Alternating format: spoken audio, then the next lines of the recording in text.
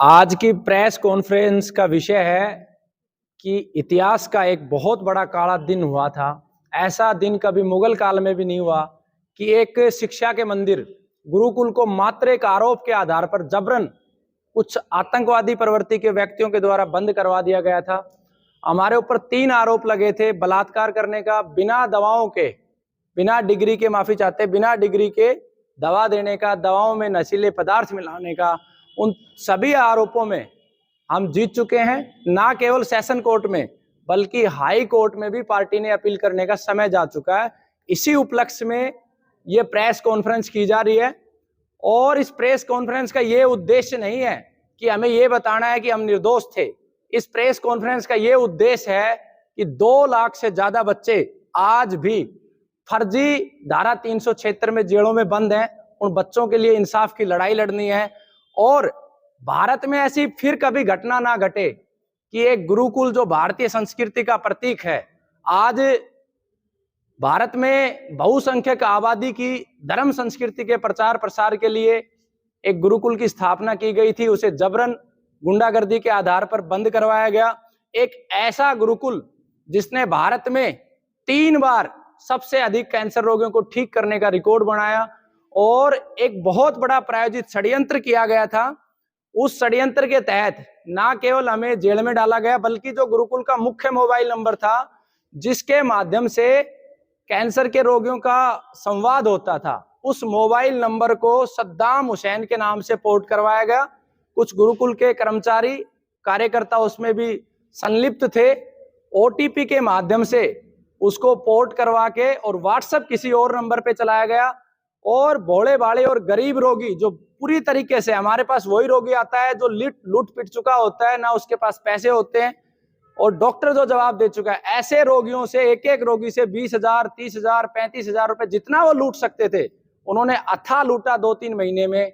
उस लूट को दोबारा इस देश में घटित ना हो, उनका एक एक पैसा वापिस उन रोगियों तक पहुंचे। और जिन भी लोगों ने इस गुरुकुल को बंद करवाया, बार बार गुरुकुल के बच्चों को अंदर जाके धमकियां दी जाती थी कि आप लोगों के हाथ काट दिए जाएंगे, जान से मार दिए जाएंगे। और ऐसी परिस्थिति में प्रशासन को भी मजबूरीवश, क्योंकि प्रशासन ने बहुत सहयोग किया, मैं प्रशासन का आभार करता हूं, लेकिन प्रशासन ने उचित समय पे, क्योंकि वो आतंकवादी प्रवृत्ति के ऐसे लोग थे कि जो जबरन धमकियां दे रहे थे, रोड को जाम कर रहे थे, गुरुकुल के नन्हे नन्हे बच्चों को उठा के, जो उनकी पढ़ने की उम्र होती है, उनको पुलिस स्टेशन में बैठाया गया, उनके माता पिता को फोन किया गया और 5-6 घंटे और कुछ बच्चे तो लंबे समय तक पुलिस स्टेशन में रहे और बच्चों को उनके घर पे शिफ्ट करवाया गया। इन परिस्थितियों में इतना भारी संकट का दौर रहा, उस दौर को दोबारा इस देश में न दोहराया जाए। और पुनः उन आतंकवादी प्रवृत्ति के व्यक्तियों को मैं कहना चाहता हूं कि वो बच्चे मेरे ऊपर दायित्व थे, क्योंकि वो किसी माँ बाप ने उनको जन्म दिया था, आज वो उनके घरों पे है, लेकिन जो मेरे बच्चे हैं वो यहाँ बैठे हैं। अगर आपकी माँ ने दूध पिलाया आपको तो छू के दिखा देना, छू के दिखा देना, केवल एक बार कह रहा हूं, छू के दिखा देना। ये बच्चे वहीं रहेंगे और ये गुरुकुल चलेगा, लेकिन चलेगा उस दिन जिस दिन वो सब आतंकवादी प्रवृत्ति के लोग, वो सद्दाम हुसैन जिसने गुरुकुल की सिम पोर्ट करी, जेल के अंदर होंगे। और सांसद महोदय को लिख चुका हूं और मेरा संकल्प है भारत के प्रत्येक सांसद, राज्यसभा, लोकसभा, विधानसभा तक व्यक्तिगत रूप से जाऊंगा और जब तक उस सद्दाम हुसैन को अंदर ना कर दूं और उन आतंकवादी प्रवृत्ति के लोगों को अंदर ना कर दूं, तब तक मैं शांत नहीं बैठूंगा। भले ही मुझे प्रधानमंत्री कार्यालय जाना पड़े, भले ही मुझे राष्ट्रपति जाना पड़े। और पुनः मैं पूरे देशवासियों को एक बात कहना चाहता हूं कि आप किसी भी विषय को सोच समझ के देखें। कुछ चीजें ऐसी होती है समाज में जो प्रायोजित तरीके से होती हैं, कुछ अगर हम हमारे मस्तिष्क का इस्तेमाल करेंगे तो निश्चित रूप से हम सच्चाई को जान पाएंगे। उदाहरण के लिए मेरे ऊपर एक बलात्कार का आरोप लगा है। आप कल्पना करो, जिस गुरुकुल के अंदर 25 बच्चे रहते हैं, 50 कार्यकर्ता रहते हैं, वहां कैसे यह संभव है? दूसरी, इस धारा की इतनी सारी वीकनेस है कि अगर व्यक्ति के पास प्रमाण ना हो तो व्यक्ति शायद जीत भी ना पाता। मेरे पास एक पुख्ता प्रमाण था कि 8 फरवरी का मेरे ऊपर आरोप लगा था और मैं होंडा मोटरसाइकिल में टैक्सेशन मैनेजर के तौर पे काम करता हूं। जापानीज कंपनी है, ये कंपनी का सर्टिफिकेट था।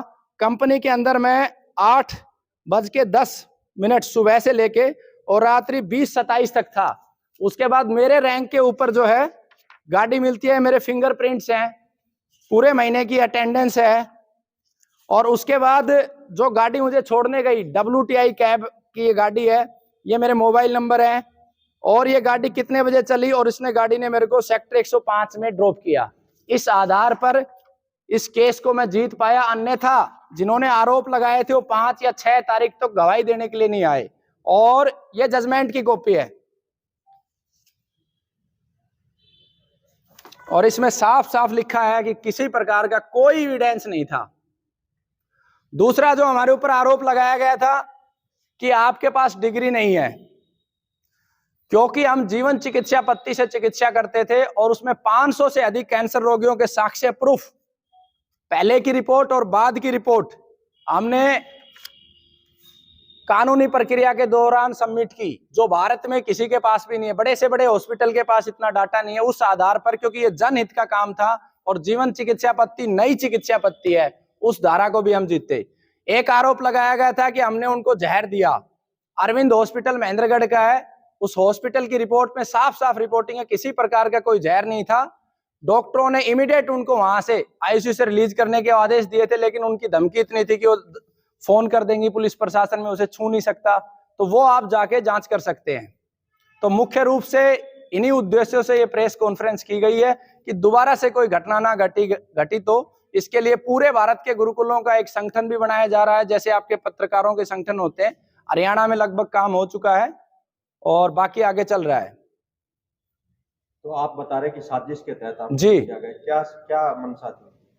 मनसा इस धारा के अंदर सबसे बड़ी मनसा ये थी कि इस गुरुकुल को बंद करवाना, क्योंकि मेडिकल माफिया नहीं चाहते कि कैंसर का जिस तरीके से तेजी से प्रचार प्रसार हो रहा है, जिस तरीके से कैंसर के मरीज बढ़ रहे हैं, तो ऐसी किसी भी संस्थान को वो आगे नहीं आना चाहते जो कैंसर के कारणों का प्रचार करे, जिससे कि कैंसर रुके।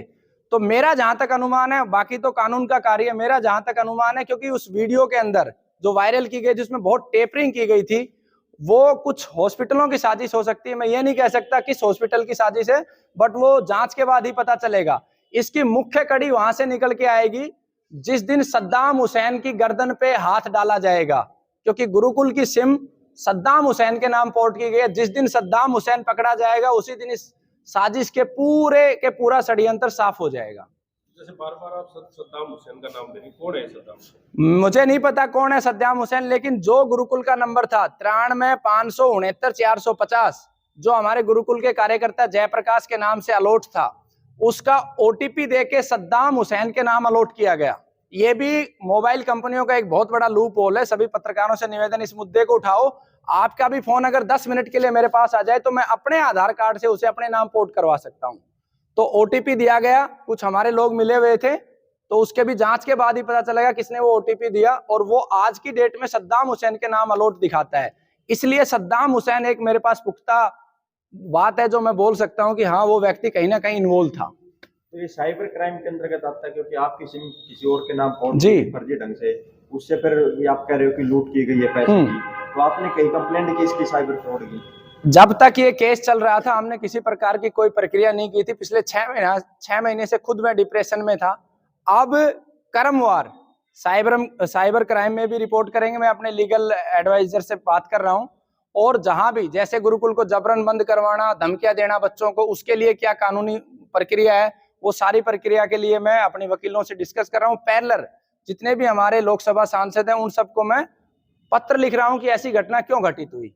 आप जैसे कि मेडिकल इंडस्ट्री ने मतलब ये चाहा कि इस तरह से साजिश हो और फिर आपको फंसाया जाए, तो क्या आप ये कह रहे हैं कि पूरी इंडस्ट्री या फिर कोई पर्टिकुलर हॉस्पिटल? देखिए, इस विषय में मैं नहीं कह सकता। मैं सिर्फ ये कह सकता हूं कि इस देश में पहली बार हमने कैंसर की प्रतियोगिता शुरू की। प्रतियोगिता का अर्थ है जिसने जितने रोगी ठीक किए वो उनके प्रमाण दिखाए और उनकी पहले की रिपोर्ट, बाद की रिपोर्ट और मोबाइल नंबर दे।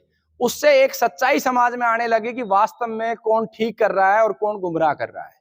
तो उसके बाद बहुत सारे लोगों को आर्थिक नुकसान हुआ, उनके हॉस्पिटलों पे भी प्रभाव आया। तो ये एक मेरा अनुमान है कि कहीं ना कहीं ये अर्थ से जुड़ा हुआ विषय था, आर्थिक, क्योंकि उस दौरान जो लूट की गई, मेरा अनुमान है कि 2 महीने में कम से कम एक व्यक्ति से एवरेज 10,000 से लेकर 30,000 रुपए तक लिए गए हैं। अब कितने लोगों से उस सिम के ऊपर ऑलरेडी एफआईआर हो चुकी है, रोगियों ने एफआईआर की है। अब कंसोलिडेटेड गुरुकुल की तरफ से भी एफआईआर की मैं प्रोसेस का पता कर रहा हूँ। जो महिला जिसने आरोप लगाए थे वो महिला शायद पानीपत की थी और आपकी इधर गुरुकुल में पहले इलाज के लिए आती थी, ऐसा सुनने में आया उससे। वो महिला पानीपत की थी, गुरुकुल में इलाज के लिए नहीं आई थी। वो महिला गुरुकुल में प्रशिक्षण के लिए आई थी, इलाज के लिए नहीं आई थी। आप कैंसर जैसी बड़ी बीमारी का वहीं इलाज करते थे, तो आपने कहाँ से इसका प्रशिक्षण दिया था? देखिए, कैंसर जैसी बड़ी बीमारी का इलाज करते, इसके प्रशिक्षण के लिए गुरु शिष्य परंपरा भारतीय संस्कृति की देन रही है। उसके माध्यम से मेरे गुरु राजीव दीक्षित जी के माध्यम से मैंने ज्ञान प्राप्त किया, उनकी लिखी हुई पुस्तकों के माध्यम से। हमारे यहाँ चरक संहिता, वाग्भट संहिता, हजारों चिकित्सा के ग्रंथ है, हमारे वेद, उनका अध्ययन किया। इसके अलावा भारत में 300 से अधिक परंपरागत चिकित्सा के जो चिकित्सक हैं उनसे ज्ञान प्राप्त किया। और जीवन चिकित्सा पद्धति जो हमारी पूर्वजों की एक देन है, जिस चिकित्सा पद्धति से मैं चिकित्सा करता हूं, उसका ज्ञान मैंने अपने पूर्वजों से, मुख्य रूप से अपनी नानी माँ से और अन्य वैद्य गणों से प्राप्त किया।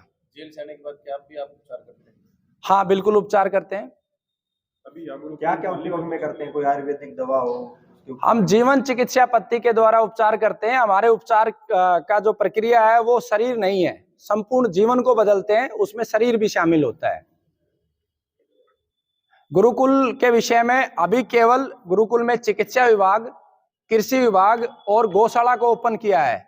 शिक्षा का उस समय हम ओपन करेंगे जिस समय पूरे भारत के गुरुकुलों की यूनियन बना चुके होंगे।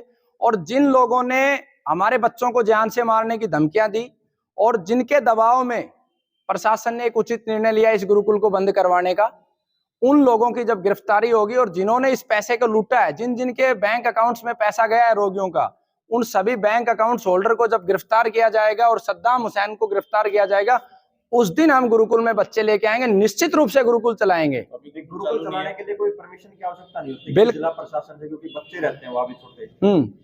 गुरुकुल चलाने के लिए प्रशासन की आवश्यकता होती है। हमारी मान्यता है ऑलरेडी, गुरुकुल झज्जर से मान्यता है और हरियाणा शिक्षा बोर्ड से मान्यता है। दोनों मान्यता जितनी नॉर्म्स है वो सब हमारे पूरे हैं, आज भी पूरे हैं और पहले भी पूरे थे। अभी गुरुकुल चालू नहीं है? अभी गुरुकुल चालू नहीं है, बच्चे नहीं है उसमें। आप कह रहे हैं उपचार अब भी करते हैं, तो चालू भी नहीं है, उपचार भी करते हैं। केवल रविवार को औषधियां देते हैं रोगियों को।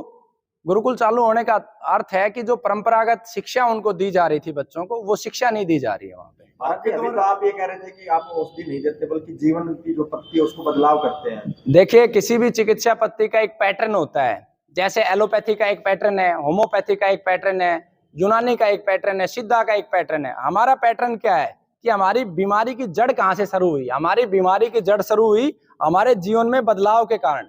अगर हम हमारे पूर्वजों को देखेंगे तो हमारे पूर्वज 100 साल, 120 साल तक जिंदा रहते थे एक अच्छे जीवन की वजह से। तो जो हमारी जीवन चिकित्सा पद्धति, उसमें हम जीवन में बदलाव करते हैं। सबसे पहले व्यक्ति को प्रेम करना सिखाते हैं, पेड़ पौधों से, वनस्पतियों से, जीवों से, गौमाता से। साथ में जब उसके शरीर में विकार आता है तो जो गौमाता के गव्य हैं, दूध है, गोमूत्र है, घी है, उसके मुंह की लार है, और जो प्राकृतिक रूप से वनस्पतियां हमारे पास हैं, उन वनस्पतियों का मिश्रण करते हैं। जो धातु हैं, जैसे स्वर्ण धातु है, चांदी एक मेटल्स है, उनका प्रयोग करते हुए और जीवन में बदलाव करते हुए, मानसिक उसका परिवर्तन करते हुए हम चिकित्सा करते हैं।